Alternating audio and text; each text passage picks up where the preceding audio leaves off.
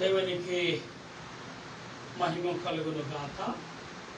ప్రభు పేరట మీ అందరికి వందనాలు, శుభాలు. మరణాత బాగున్నారా? మీ అందరూ క్షేమముగా ఉన్నారని తలంచుచు మన ప్రభువును రక్షకుడైన యేసుక్రీస్తు యొక్క దివ్యమైన నామమున మీ అందరికి శుభాలు తెలియపరుస్తున్నాను. ప్రియులారా, ఈ దినము పాఠము కొరకు ప్రార్థన చేసుకుందాం. ప్రార్థన.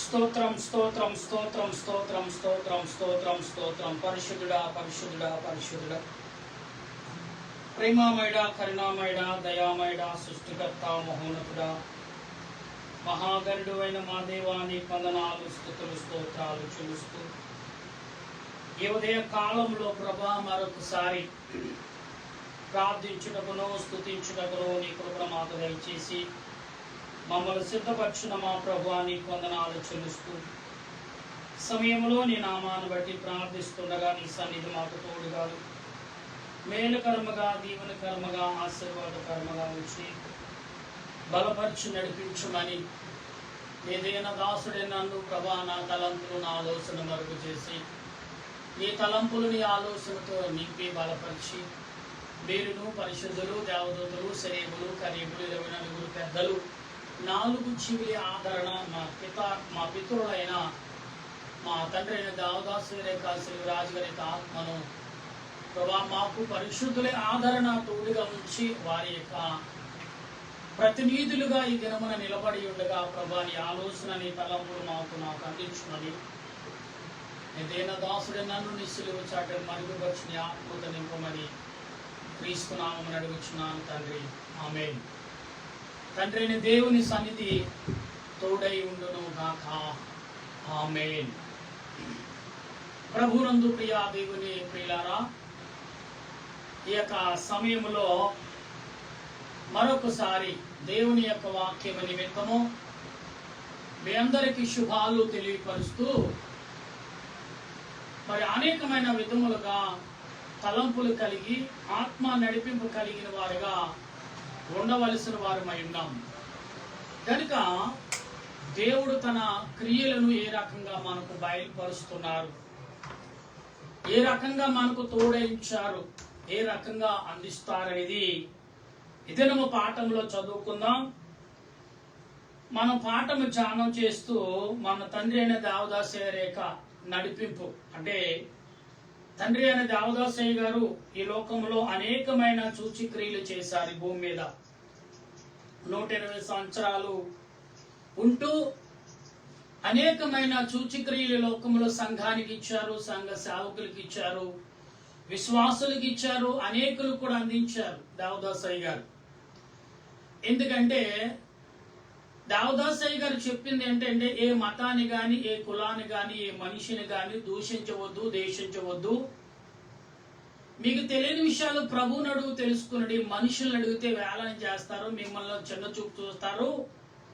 కనుక మనుషుల వైపు తిరగండి, దేవుని వైపు తిరిగి దేవుని అడగండి అని దేవదాసయ్య గారు ఆనాడు భక్తులైన వారికి, ఈనాడు సేవకులైన వారికి, ఈనాడు స్వార్థికులకు, పండితులకు అనగా అనేకులకు మార్గదర్శిగా ఉన్నారు దేవదాసయ్య గారు. మరి ఆయన సిరిని ముట్టలేదు, స్త్రీని ముట్టలేదు. ధనము ఆయనకు తల వంచుంది, స్త్రీ ఆయనకు తల వంచుంది. ఈ విషయాలు మనం గమనించాలి.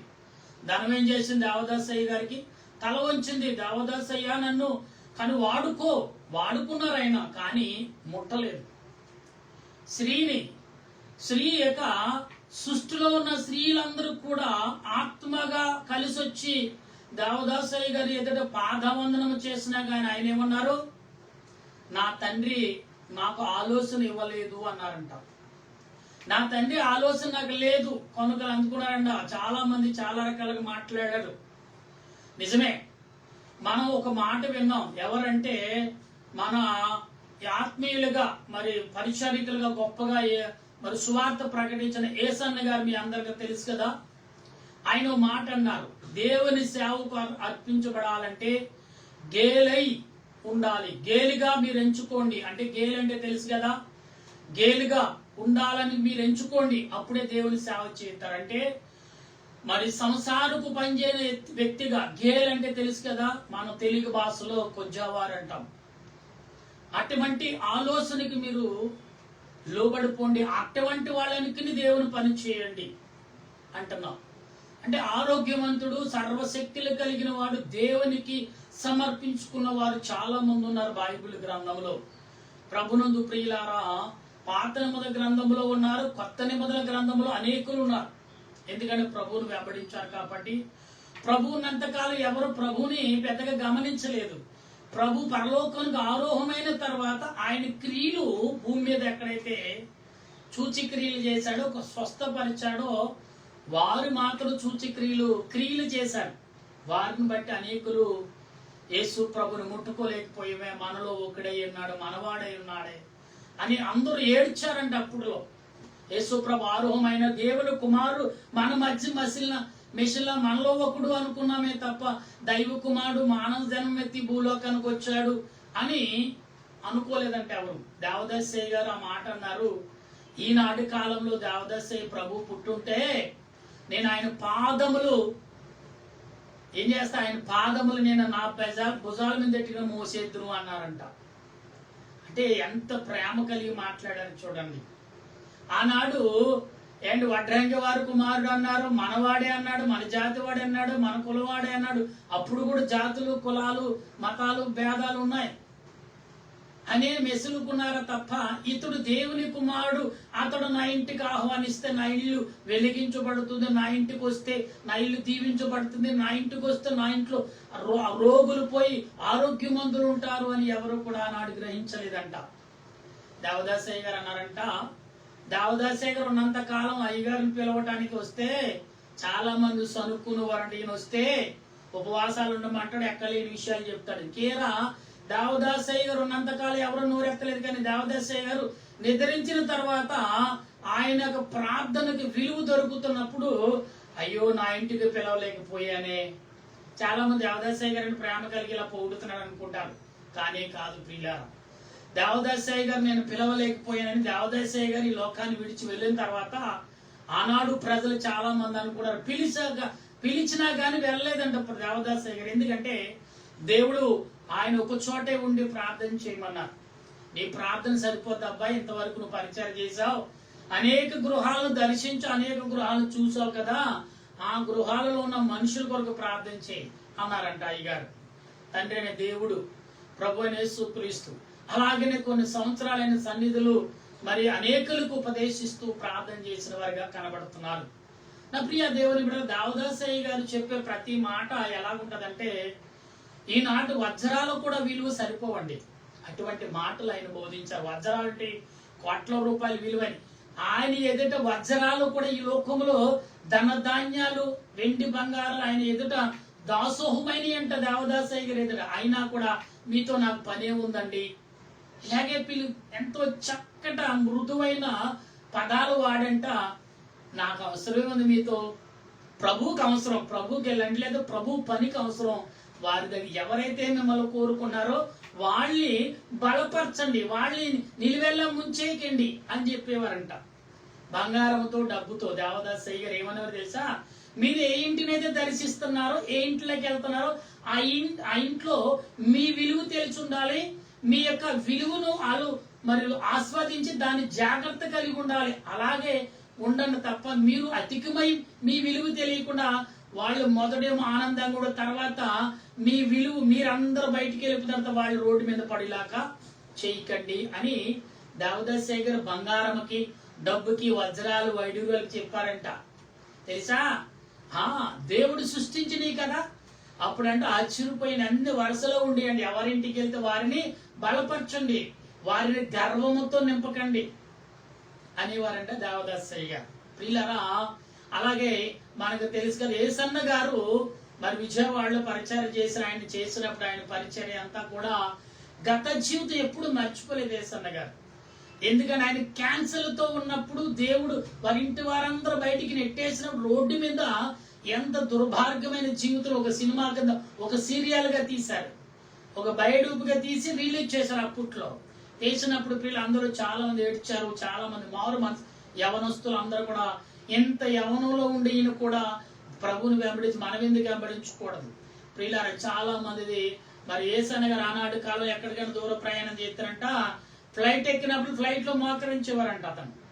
అంటే చూసిన వారు దాని యొక్క విషయాలు చెప్పారు. అందుకే దేవదాసయ్య గారు ఎక్కడైనా ప్రార్థన చేయాలంటే ఎవరైనా పిలిస్తే ముందు వారి పేరును వారి ద్వారా ప్రభువుని అడిగేవారంట.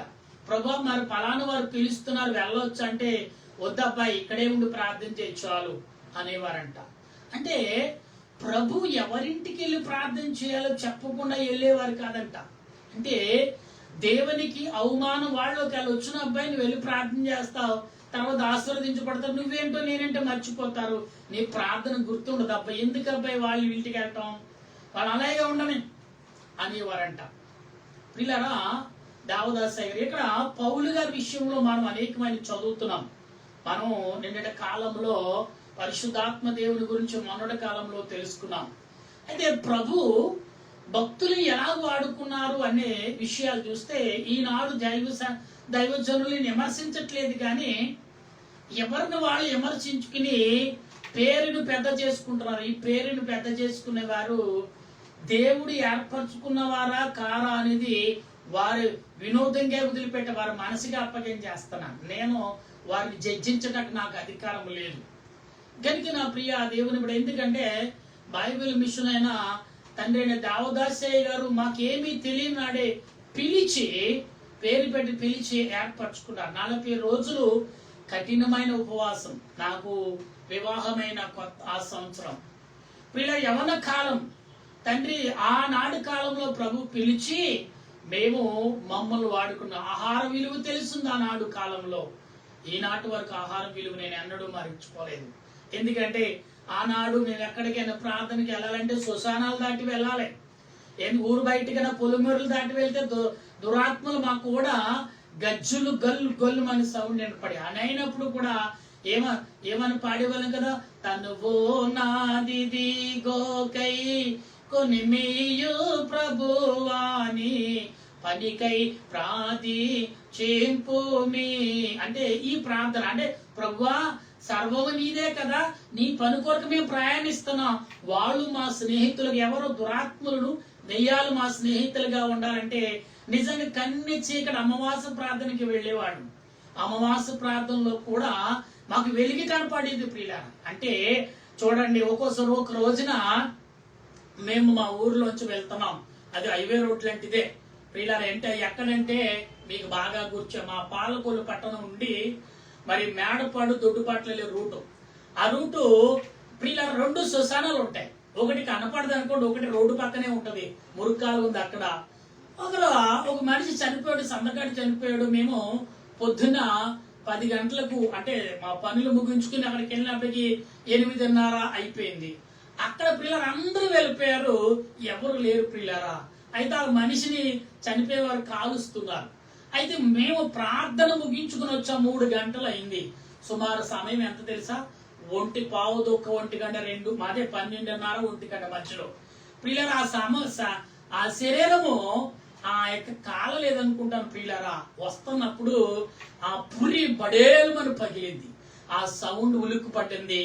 కానీ ఉలుక్కు పడినప్పుడు అంటే మేము ఎప్పుడైతే ఉలుక్కు పడుతున్నామో కొన్ని దురాత్మలు మమ్మల్ని ఆవరించాలని చూస్తున్నాయి. కానీ అక్కడ తండ్రి అనే దేవుడు మాకు దేవదూతలు ఇచ్చి ఏం చేశాం, దురాత్మలతో యుద్ధం చేశాం. మేము ఇంటికి వెళ్ళాక ప్రార్థన సన్నిధిలో ప్రార్థన చేసినప్పుడు ప్రభు బయలుపడి ఆత్మ ద్వారా కనపడి మాట్లాడుతున్నా. అంటే ఇది మాకు నిజం అండి, మీకు అబద్ధం అనుకోవచ్చు, ఏదో గొప్ప కోసం నేను చెప్పట్లేదు. అంటే దేవుడు తన పిల్లలైన వారిని తన పరిచారకులు ఎలాగ వాడుకుంటాడు. ఇలా చాలా మంది మరి కొట్టబడుతున్నారు, తిట్టబడుతున్నారు, వారు ఏమి చేస్తే అలా జరుగుతుంది అనేది నేను చెప్పనండి, మీరే అర్థం చేసుకోండి ఎందుకు అలా జరుగుతుంది అనేది. నిజమైనగా ప్రార్థన పరులకి ఎప్పుడు ఎవరు కూడా చిన్న గాయము కూడా చేయలేదండి. అవును, ఎందుకంటే మరి ఆ అపోస్తలుడైన పౌలుని కొట్టి చంపేశారు కదండి, ఆయన అంతగా అప్పగించబడ్డాడు. అప్పుడు ఇంకా కఠినం, ఇప్పుడు కాదు కఠినం అప్పుడు. కానీ ఇప్పుడు ఏంటి, అప్పుడు ఎంతో ప్రార్థన కలిగి ఉంది. కానీ కొన్ని మరణాలు కూడా దేవునికి ఇష్టంగా ఉన్నాయి.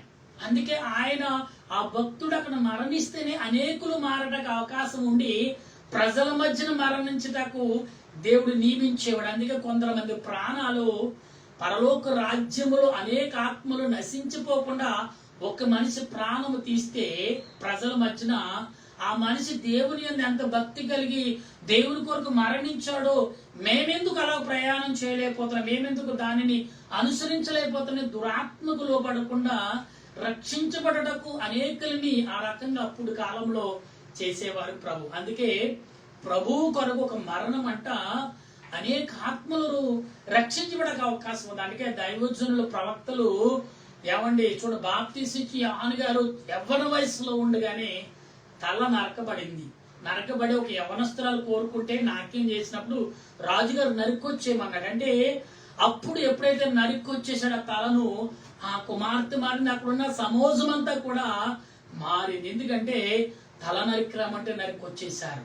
అంటే ఒక దైవజనుడు రక్తము భూమి మీద చిందట వలన ఎంతమంది దురాత్మ సంబంధమైన వారు, దురాత్మతో అటువంటి ఆజ్ఞలు ఇచ్చారు, వారందరూ కూడా ఎంత ప్రమాదము చేశారో కూడా కళ్ళు తెరుచుకున్నారు. ఆ వాళ్ళు కూడా సువార్థికులుగా మారిన రోజులున్నాయి. దర్వేరాజు విషయంలో బైబిల్ గ్రంథంలో స్పష్టంగా కనపడదు. దర్వేరాజు ఏం చేశాడు? దానియేలు విషయంలో రాజులు ఏం చేశారు? వీళ్ళ ఉపవాసం ఉన్నాడు రాజు దానియేలు కొరకు. దర్వేరాజు మరి శడ్రకు మేషకు అగ్నిని వేసినాడు. ప్రభువును చూశాడు, పేరెట్టి పిలిచి ఆయనే వాళ్ళు ఈ ముగ్గురు ఆరాధించే దేవుడు మన దేవుడు, ఇప్పుడు ఇవన్నీ పడగొట్టేయండి అని చెప్పాడు. అంటే దేవుడు ఎలాగ వాడుకుంటాడు. అందుకే దేవదాసయ్య గారు అన్నారు, అబ్బాయి ఎవరైనా ప్రార్థన చేయాలంటే వాళ్ళు అడిగినప్పుడు ఆ ప్రార్థన అంశము మీరు మొదలు పెట్టండి. అప్పుడు ఆ అంశమును నడిపింపు వస్తే దాన్నే కొనసాగించండి. ఏదో తూతు మంత్రంగా చేయకుండా అబ్బాయి మినిమం ఎంత లేదన్నా 3 నుంచి 4 ప్రార్థనలు, 4 నుంచి 7 ప్రార్థనలు చేయండి అవకాశం ఉన్నప్పుడు. లేదంటే 3 ప్రార్థనలను చేయండి అబ్బాయి. అప్పుడు వారి జీవితాల్లో కొంతైనా ఊరటనిచ్చిన వారు అవుతారు. మీరు శ్రమంతా తప్పించలేరు, కానీ ఆ మీరు చేసే ప్రార్థన ఏదైతే ఉందో వారి జీవితానికి ఒక మార్గము దొరుకుతుంది అబ్బాయి. వాళ్లే చేసుకుంటారు. అయ్యో ముక్కు మొఖం తెలియని వారు వాళ్లే మా కోసం ప్రార్థన చేసినప్పుడు మేమెందుకు చేసుకోకూడదని హృదయము, మీరు చేసిన ప్రార్థన ఏదైతుందో వారి హృదయమును గద్దించి ప్రార్థన చేసేలాగా మారుస్తుంది అబ్బాయి అని దేవదాసయ్య గారు చెప్పిన మాటలు. పిల్లరా, ఇక్కడ నేను 2 భక్తులు ఎందుకు ఎక్కువగా మీకు ముందు ఉంచుతున్నానంటే, తండ్రి దేవదాసయ్య గారు, యేసన్న గారు కూడా తన సంఘము కొరకు ఎవరైనా యవనస్తులను పిలవాలంటే కఠినంగా మాట్లాడేవాడంట. ఆయన కఠినమైన మాటలు ఈ లోకములో పొందిన నా మాటలు కఠినంగా, ఆయన అంత కఠినంగా మాట్లాడేవాడంట. ఏ అన్నం తినవు, చచ్చిపోతావా, అసిద్ధం తినరా, అనేక రకాలు. ఎందుకు అంత కఠినంగా మాట్లాడేవాడంటే సేవలో ఈని తప్ప మళ్ళీ సంఘంలోకి వెళ్ళి మాట్లాడితే విని తట్టుకునే ధైర్యం ఉండాలి ఇతడికి అని ఒక యాజకుడిగా ఆయనే మాట్లాడేవాడంట. అప్పుడు గురువు మాట్లాడుతున్నాడు కదా, మా బంచికే కోస. అయ్యగారు మొదట గద్దింపుతో ప్రేమ చూపించేవాడంట ఆయన. ఎవరో యేసన్న గారు. ఇవాళ వారి శిష్యులు చూస్తే ఎంత పెద్ద పెద్ద దేవాలయాలు కట్టి స్వార్థ ప్రకటిస్తారు. కొందరు ఉన్నారనుకోని పేరు కొరకు బ్రతికేవారు. అలాగనే మాకు ఒకప్పుడు శిలువరాజు గారని దైవజనులు ఉండేవారు. ప్రకటన గ్రంథం ఆయన చదివి ధ్యానం చేసి ప్రార్థన చేసి రచించారు ప్రకటన గ్రంథం. ఆయన మరి ఆ ప్రకటన గ్రంథం ప్రత్యేకమైన పుస్తకం ఉంటుంది. ఎందుకంటే శిలువరాజు గారు మోకాళ్ళ ప్రార్థన, గొలుసు ప్రార్థనలో మోకాళ్ళ మీద ఉండకపోతే బెత్తం పట్టుకు తిరిగేవారు. చింతజోవు ఉండేది అప్పుడు కాలంలో. లేదా చింతజోవు గాని మహాసభల్లో చింతజువ్వ గాని, లేకపోతే ఈత చెట్టు కవర్ ఉంటుంది కదండి, చెట్టు ఒక ఆకులు దూసేసిన ఆ జువ్వు పట్టుకుని తిరిగేవారు. ఎందుకంటే మీరు చేసే ప్రార్థన దేని కొరకు తెలుసా? ఈ మహాసభల కొరకు. కాబట్టి మీరు చేసే ప్రార్థన వ్యర్థం అవ్వకూడదు అబ్బాయి. మొకాళ్ళ ముందు దేవుడిని స్మరించండి. ఇక్కడికి వచ్చిన వాళ్ళందరూ రక్షించబడాలి. ఇక్కడికి వచ్చిన వాళ్ళందరూ పరలోక రాజ్యం చేరాలి, అభివృద్ధి అవ్వాలి, సంతోషం కలిగి ఉండాలి. ప్రార్థన అనక వారిలో కష్టాలు పోవాలి, వారి కన్నీరు పోవాలి, వారు కడుపులో తెగులు కలిగి ఉండొచ్చు, వ్యాధులు కలిగి ఉండొచ్చు, అన్ని ఇక్కడికి వచ్చగానే తొలగిపోవాలి. అది మీ ప్రార్థనతో మరి ఆధారపడి ఉంది అబ్బాయి. అందుకే ప్రార్థన గొలుసు ప్రార్థన అని చెప్పేవారు. ప్రియులారా, ఎందుకు అన్ని మాటలు భక్తుల గురించి మా గురువులైన వారి గురించి ఎందుకు చెప్తున్నా అంటే వారంతా ప్రార్థన. ప్రియులారా, ఈ రోజు మరి ఆత్మ తండ్రి అయిన దేవుడు ఎవరో కాదు, తల్లిదండ్రులు గురువుల. మా గురువు గారు అయిన శివరాజు గారు మొదట మీ తల్లిదండ్రులు ప్రేమించండి అబ్బాయి, మమ్మల్ని కాదు గౌరవించడం. తల్లిదండ్రులు గౌరవించకుండా మీరు ఎవరిని మమ్మల్ని ప్రేమిస్తే ప్రయోజనం ఉంది, మమ్మల్ని అవమానపరచున్నట్టు. మొదట మీ తల్లిదండ్రులు ప్రేమించినప్పుడు మమ్మల్ని తిట్టుకోండి పర్లేదు, కానీ తల్లిదండ్రులు మాత్రం అశ్రద్ధ చేయొద్దని చెప్పేవారు. ఎందుకంటే తల్లిదండ్రులు మొదట ప్రభు ప్రేమించినట్టు మీరు మీ తల్లిదండ్రులు ప్రేమించండి. మరియాను యేసేపునంట ప్రభు ఎంతో ప్రేమించారని. ఎందుకంటే యేసేపు కార్పెంటర్ పని చేసేవాడు. అప్పుడు ఆ పనిలో చిన్న పని చేసిన తండ్రితో సహకరించేవాడు యేసు ప్రభు. ప్రియులరా, ఇలాంటి ఎన్నో మాటలు మన మధ్యన బైబిల్ గ్రంథంలో దాగబడి ఉన్నాయి. అయితే ఈ రోజున మనము ఎలాగ ప్రార్థన చేయాలి? ఈరోజు అంశం ఏంటంటే ఎలాగ ప్రార్థన చేయాలి, ఎలా నడవాలి, ఎలా విజ్ఞాపన చేయాలి, ఎలాగ మనం స్తుతించాలి, ఈ విషయాలన్నీ కూడా నేర్చుకోగలిగి ఉండాలి. మేము 7 యవనస్తులుగా ఉన్నప్పుడు మా ప్రార్థన చేయ పట్టుకు చేసేవాళ్ళం. ప్రియులారా, మాకు నిజంగా ఎంత ప్రార్థన అంటే ఒకరు ప్రార్థన ఎంతసేపు చేస్తామో తెలీదు. ప్రార్థన చేయటం ప్రారంభించడం మా ఇష్టం, ముగించడం మా ఇష్టం కాదు. ప్రియులారా, పరిశుద్ధాత్మ దేవుడు వచ్చి బయలుపడి మాట్లాడినప్పుడు ఒళ్ళంతా భయం పుట్టేసింది, వణుకు పుట్టేది మాకు, చెమటలో పట్టేసి. అప్పుడు కాలంలో ఫ్యాన్లు ఎక్కడ ఉన్నాయండి? కిరోసిన్ దీపాలు ఒక బాటిల్లో, మరి గాజు బాటిల్లో కిరోసిన్ వేసి ఒత్తులు పెట్టి వెలిగించుకుని ప్రార్థన చేసిన దినాలు. నిజంగా అప్పట్లో మీకు సంగతి, ఎక్కడైనా మీటింగ్ జరిగితే లాంతరాలు కొట్టేవాళ్ళం. దానికి ఆ పేపర్ ముందు గుడ్డగా ఉండేది, కాలిపోయిన తర్వాత పేపర్ వైట్ లైట్ గా వెలిగింది, అది ముట్టుకుంటే రాలిపోయేది. అంత పరిస్థితిలో పరిచయం చేసాం. ఈ గొప్ప పరిచయం చెప్పట్లేదు, దేవుని యందు ప్రార్థన నడిపింప కలిగి ఉన్నాడు. ఈ రోజున ఎన్నో ప్రమాదాల నుంచి, ఎన్నో శోధల నుంచి మేము ఈనాటి మీ దగ్గర ఇలాగ మాట్లాడుతున్నామండి. సామాన్యమైన పని కాదండి. మాకంటే గొప్పవారు ఉన్నారు, మాకంటే గొప్ప బాధకులు ఉన్నారు. వినండి అన్ని మాటలు. ఎవరిని కొట్టివేయ దేవుడు ఎందుకు ఏర్పరచుకున్నాడు, ఎవరి నోటు ద్వారా పరిశుద్ధాత్మ దేవుడు బయలుపరుస్తాడో తెలియదు కదా. అందరి మాటలు కూడా శ్రద్ధ కలిగి వినాలి, భవిష్యత్తులో ముందుకు నడవాలి. ఎవరిని కొట్టివేయటానికి వీలేదు. దేవుడు ఎవరిని ఎలా వాడుకుంటాడో తెలియదు. 5 ఏళ్ళు ఏకి ఏళ్ళు లేకపోయినా ఉన్న ఏళ్ళు సరిగ్గా పనిచేయదు. ఆ ఒకేళ్ళు బరువు ఉన్న 4 ఏళ్ళు కూడా తీసుకున్న వరకు, అలవాటు అయ్యే వరకు కూడా కష్టమే. కాబట్టి అలాగే మన జీవితానికి ఏది అవసరమో, ఏది అవసరం లేదో మీరందరూ తెలుసుకోండి, దాన్ని బట్టి నడవండి, ప్రార్థించండి. భక్తులందరూ కూడా మరి ఎలాగంటే చాలా శ్రమపడి మాకు ఉపమానం చెప్పారు. చాలా శ్రమలు. అబ్బాయి మొదట శ్రమనించుకోండి అబ్బాయిలు, మొదట శ్రమనించుకోండి అబ్బాయిలు. శ్రమే శ్రమే శ్రమ అని చెప్తే అంతమాను శ్రమ అన్నాడంటే, శ్రమ అంటే మంచినీళ్ళు తాగినట్టే అని అనుభవించినట్టు చెప్తాడంటే, అవును, వాళ్ళని ఆ మంచినీళ్ళు తాగేలాగా, మంచినీళ్ళు ఎంత ఈజీగా తాగుతున్నావో శ్రమని అంత ఈజీగా నువ్వు త్రాగి ఉండాలి. అందుకే ప్రభు అన్నారంట, తండ్రి ఇది నీ చిత్తమైతే ఈ గిన్నె నా యొద్ద నుంచి తొలగించు అన్నారంటే, తాగల కాదు, తాగే విలువను ఆ యొక్క సులువైన ఎలాగ తాగాలో, దాన్ని ఎలాగా హరించుకోవాలో ప్రభు చూపించారు. కాబట్టి విషమనే పాపమును మనలో నింపుకుని, అదే మనకు తెలుసు కదా ప్రియులారా, కొన్ని కంఠములోనే ఏదో మనకి హిందూ గ్రంథాల్లో ఉంటది, శివుడు కంఠములోనే దాచుకున్నాడు ఏదో పదం ఉంటది సంస్కృతిలో. అలాగునే దేవుడే తన కృపను, ఎందుకంటే ఎవరిని కూడా ఎమర్జెన్సీ సంస్కృతి అనేది జ్ఞానం నేర్పేది. అందుకని దేవుడు ఒక్కడే అని వారు చెప్తారు. బైబిల్ గ్రంథం స్పష్టం, నేనే దేవుడినని తానగానే బయలుపరచబడుతుంది. ఒక్కొక్కసారి దేవుడు భక్తుల ద్వారా మాట్లాడి, మోషేతో మాట్లాడలేదా, ఏలియాతో మాట్లాడలేదా, ఎలీషాతో మాట్లాడేదా, దావీదుతో మాట్లాడదా, యేషోబుతో మాట్లాడలేదా? ఇలా చెప్పుకుంటే బైబిల్ గ్రంథంలో అనేకులు ఈ లోకంలో కూడా మాట్లాడుతూనే ఉన్నారు. కానీ కొందరు స్వార్థము కొలిది, అసూయ కొలిది, అక్రమ కొలిది కొందరు దాన్ని ఉపయోగించుకుంటూ పేరుని సంపాదించుకుంటున్నారు.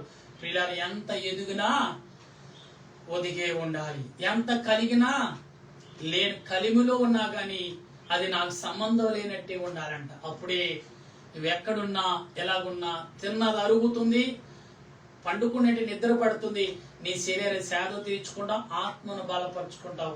అటువంటి ఆదరణ పరిశుద్ధ ఆత్మ దేవుడు ఈ సమయంలో మనందరికి అందించును గాక. ఆమేన్. ప్రార్థన చేసుకున్నాం. దయగల దేవా, ఎందుకో ఏంటో తెలియదు కానీ ఈరోజు భక్తుల యొక్క మా గురువుల యొక్క ఆత్మ ఆనాడు ఏర్పరిచిన భక్తుల యొక్క ఆదరణ కొరకు మేము ఈరోజు తెలుసుకున్నాం. నిజమే, దావదాసయ్య గారు ఎన్నో మార్పులు, అలాగే ఏసన్న గారు ఎన్నో మార్పులు చేశారు. మా తండ్రి అయిన మా గురువులైన శిలువరాజయ్య గారు ఎన్నో మార్పులు చేసి మాకు బోధించారు. ఆ బోధనను బట్టి ఈనాడు మేము నిలబడి మాట్లాడగలుగుతాం. మా గురువులు చేసిన ప్రార్థన, వారు చేసిన విజ్ఞాపన, వారి ఆశీర్వాదాలు మాకు మెండిగా ఆశీర్వాదంగా ఉన్నాయి. మా దేశాలకు, దేశ ప్రజలకు, నాయకులకు, సంఘాలకు, సంఘ సేవకులు, అందరికి నీ కృపద ఇచ్చండి. ఈనాడు ఆ మాటలు మాట్లాడితే వీరే గురువులా, వీరికే ఉన్నారు గురువులు, మాకు లేరా అనే హేళన చేసే మనుషులు ప్రభా, ఎవరిని విమర్శించట కాదు ఈ మాటలు ప్రభా. మేము ఎలా బలపడ్డామో, ఎలాగో నీ వైపు తిరిగామో, నిన్ను బట్టి ఎలా నడిచామో. అపోస్తలుడైన పౌలు అంటాడు, ఇదిగో నేను ప్రభువును పోలి నడుస్తున్నారు, మీరు నన్ను పోలి నడవండి. మాకు ఆదర్శం మా గురువులే. మా ఆత్మీయ మా గురువులకు మా పితరుడైన దావదాసయ్య గారు అయితే, మా దావదాసయ్య గారు నేర్పిన మాటలు మా గురువులు మాకు చెప్పున మాటలై ఉన్నారు. ఈ మాటలన్నీ కూడా నీవు అంగీకరించి ప్రభా, మా దేశ ప్రజలను, దేశ నాయకులను ఈ రోజు ప్రభా మరి 80 సంవత్సరాలు స్వతంత్రం వచ్చి ప్రజలందరూ కూడా సంతోషంతో 3 రంగుల జెండా ఎగరేస్తూ, చదువు లేనివాడు, చదువు కలిగిన వాడు, జ్ఞానం లేనివాడు, జ్ఞానముడు అందరూ కూడా మరి నాయన జెండా వందనం చేశారు. అందరి మీద నీ ఆత్మను కుమరించావు. దేశం ప్రేమించారు. దేశమును హక్కును చేర్చుకున్నట్టుగా నా దేశము, నా దేశము, నా దేశము అని ఎలుగెత్తి ఆయన కేరింతలు కొడుతూ చెప్పిన మాటలందరినీ దీవించమని అడుగుచ్చు. నా దేశాన్ని పరిపాలించే నాయకులు, నా దేశంలో ఉన్న మిలిటరీ వారు, పోలీస్ శాఖ వారు, డాక్టర్లు, నర్సులు, పారిశుద్ధ కార్మికులు, రైతులు, నీటి మీద, గాలి మీద, నేల మీద ప్రయాణములు చేయొచ్చు, పనులు చేయొచ్చున్న వారిని, అనేక వృత్తుల్లో ఉండి తండ్రి జెండా వందనం చేసిన భక్తులందరినీ ప్రతి మనిషిని చేతులుగా అప్పగిస్తున్నాను. ఈరోజు పెళ్లి రోజు, పుట్టినరోజు, షష్ఠపూర్తి, సిల్వర్ జూబులు, ఇలాగ అనేకమైన శుభకార్యములు ఈ ఆగస్టు 15వ తారీఖున ఎంతో ఆనందముతో ఇండియా 150 కోట్ల ప్రజలు చేరుకున్న ఈ పండుగను ఘనముగా, గొప్పగా, విలువగా, ఎవరికి హాని కలగకుండా, ఎవరికి ఇబ్బంది కలగకుండా, ఎవరికి శోధన కలగకుండా ఈ దినం జరిగిందని నమ్ముతూ దేవాలు ఇప్పుడు నా యోగుడిని ప్రభా తండ్రి, మా ఆత్మ తండ్రులు గురువులైన వారి కొరకు మాట్లాడి ఉన్నాం. తప్పులుంటే మన్నించి క్షమించి ఇంకానో బలముగా ఆత్మ నడిపింపు కలిగి మా గురువులు చేసిన ప్రార్థనలు, మా గురువులు అందించిన ఆశీర్వాదముతో అనేక మర్మాలు అందుకుని అనేకులకు వివరించగల జ్ఞానమును, శక్తులు దాయిచ్చేయమని దీనదాసుడే నన్ను, నా కుటుంబాన్ని, మా దేశ ప్రజలను, మరణాత ప్రార్థన సన్నిధిని, అలాగే శాస్త్రులను, పండితులను, సేవకులను, పరిచారకులను, సువార్థకులను, ప్రార్థనా పరులను నాయన అందరి మీద నీ ఆత్మను కుమ్మరించి నడిపించమని మా రక్షకుడును ప్రభు అయిన యేసుక్రీస్తు యొక్క దివ్యమైన నామం అడుగుచున్నాను మా పరమ తండ్రి. ఆమేన్. పరలోకమ పరమ తండ్రి నామను పరిశుద్ధపరచునుగా, నీ రాజ్యం వచ్చునుగా, నీ చిత్తం పరలోకమందు నెరవేరినట్లు భూమి నెరవేరినగా. కుమారుడు మగదైత్యం మా ప్రార్థన చేసిన వారిని క్షమించిన ప్రకారం మా ప్రార్థన వంశోధి రాజ్యము, శక్తి, మహిమ నిరంతరం నీవు నా తండ్రి. ఆమేన్. ఈ శ్రద్ధ విజయం అపాదులను ప్రవేశించి విజయం అపాదులను సంపూర్ణ విజయం అపాదిగంతగా హల్లెలూయా, హల్లెలూయా. స్తోత్రం, స్తోత్రం, స్తోత్రం. ఆమేన్, ఆమేన్. మన తండ్రి అయిన దేవుని ప్రేమ, త్రియేక దేవుని కృప, పరిశుద్ధాత్మిక అనేక జీవితం ఇప్పుడు ఎల్లప్పుడు సదా తోడుగుడైన రాకడకు సిద్ధపరచును గాక. ఆమేన్, ఆమేన్, ఆమేన్. మీ అందరికి వందనాలు. మరణాతా.